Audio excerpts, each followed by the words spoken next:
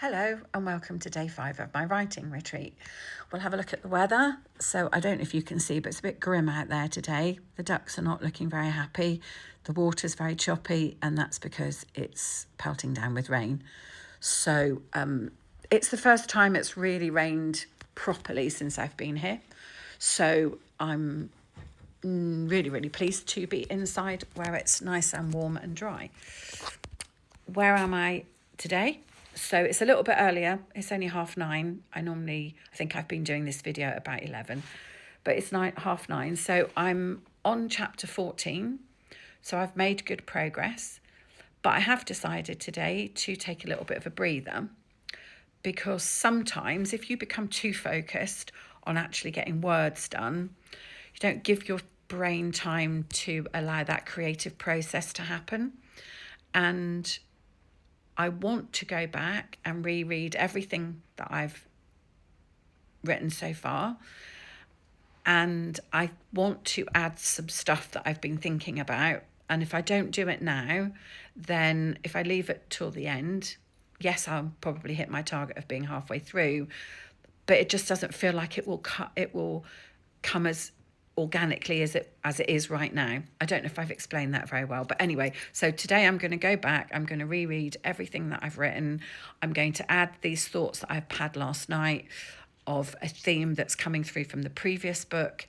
And even if at the end of today I'm still halfway through chapter 14, I feel that's a better use of my time today than cracking on, getting those words out, but actually not giving my brain time to be creative. So that kind of follows on from to a question that someone asked in the comments, which was, are you a pantser or a planner? Now, I think it's probably fairly obvious that I'm a planner. And just for those of you that aren't familiar with those terms, it's a term that people use for writers. So a pantser is fly by the seat of your pants person. They're someone who can sit down in front of a screen or typewriter, I guess, in the olden days, and just write. Just anything in their head will come out. And I know a lot of people who are pantsers, and that works for them. I'm the opposite. I'm a planner. In fact, I would go too far as to say I'm a super planner. And I think when I explained my process earlier, you'll probably realise that. I like to know where my story's going. I like to know what I'm doing on each chapter. The risk of being a planner is that you don't have that.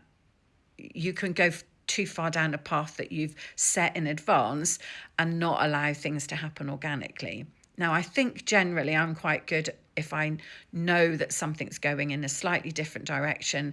If it doesn't matter, I'll let it go and see where it goes, because sometimes that happens and you get better writing or better ideas when you allow them to flow, because once you're thinking about them, then they all start to come, oh, actually I could do this, and oh, I could do that.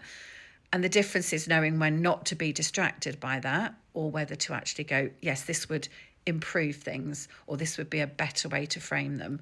So I try and allow that process to happen while I'm writing, but the planning keeps me on track in terms of I know who my suspects are, I know what my method of murder is. Just as an example, I think it's in Murder Most Wild, I actually changed who the murderer was about halfway through.